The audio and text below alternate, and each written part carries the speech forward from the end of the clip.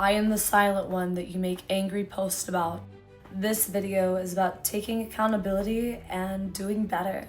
It is seldom that I will stand up for what I believe in on social media.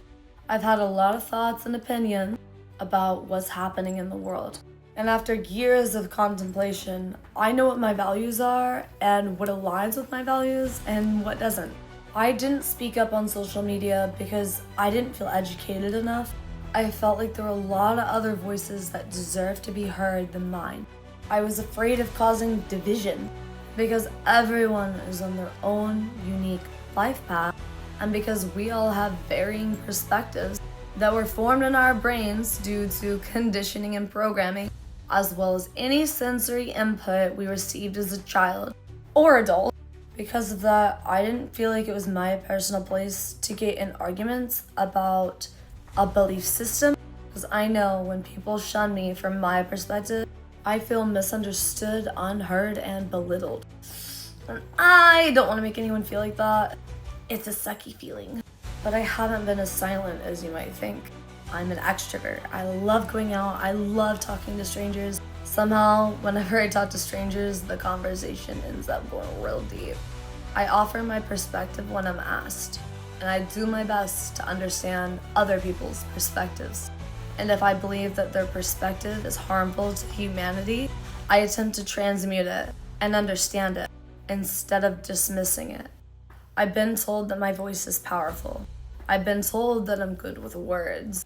For a little while now, I've known that I was going to speak up and share my truth and try to change the world, but I wasn't ready. But guess what? I'm ready now, biatches. So I'm gonna tell you exactly what I believe in and where I stand, politically, spiritually, and on the topic of good and evil. Let's start with politics. If you want to use labels, I'm probably somewhere between a libertarian and an anarchist. I've only taken advantage of my American right to vote 3 times. In 2016, I turned 18. I voted for Bernie Sanders in the prelim. That's probably not what they're called, but it's what I'm gonna call it. And then the third party candidate when Bernie Sanders didn't make it to the final round, Gary Johnson. And then I'm originally from Oklahoma. When they were trying to figure out whether or not to legalize Mary Jane, I was like, hell yeah, make that happen. Vote yes. I still had my I voted sticker from that in my car. But I eventually developed a belief system that basically stated, fuck the system, my vote doesn't matter, I'm not going to participate in this rat race. I was like, when it comes to the president, I refuse to vote for the lesser of two evils when they're both corrupt. And I refuse to fill in names that I don't even know for other political positions, whose names I don't know because everyone's focused on the president, right? And no one really talks about who we're voting for, like Congress and Senate and all that. I know that my vote on state issues could probably make a difference, but I'm not educated enough on what's going on because I'm brainwashed and I spend so much time watching that cat. Spiritually, I'm an omnist. I believe that there is truth within all religion. I don't believe that every religion is true. I believe that there is truth within all of them. I try to look for the divine similarities as opposed to the differences. I believe that there are many paths to God. Some paths are short, some paths are long, some paths are orderly, some paths are chaotic, some paths are, I don't know, there's a lot of different paths, my dude.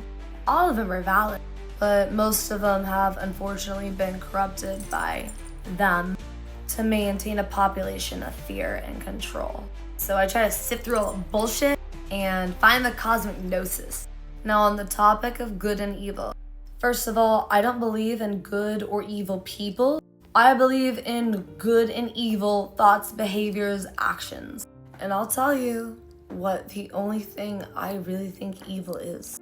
Evil is when a conscious being imposes on another conscious being's growth path.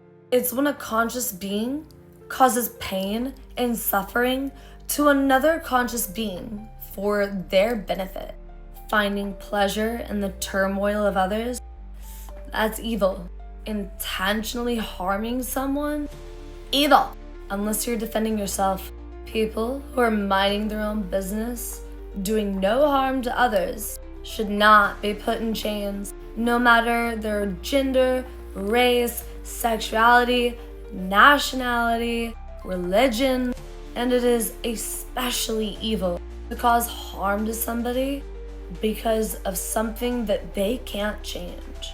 The only entities that deserve to be put in chains are the entities that put chains on others, either for their benefit, for their joy, or because who that other person is at the core bothers them. But the main thing I stand for, it's one word, agape.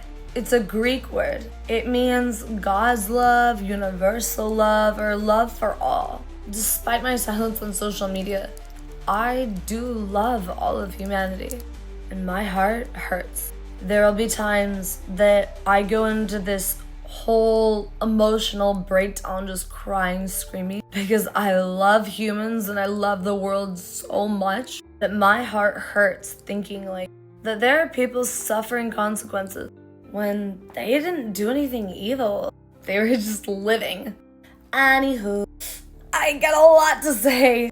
Feel free to ask me questions. I might answer them. The Spiral Goddess Truth Transmissions 2025 is coming to a social media platform near you soon. Oh yeah, and keep fighting. Dismantle this system that has only benefited a select group of few people. Dismantle it, tear it down, so that we can build something new. Something for everybody. Something that prioritizes true sovereignty. Please, I'll be right here with you during the whole thing. Okay, Spiral Goddess out. Bye!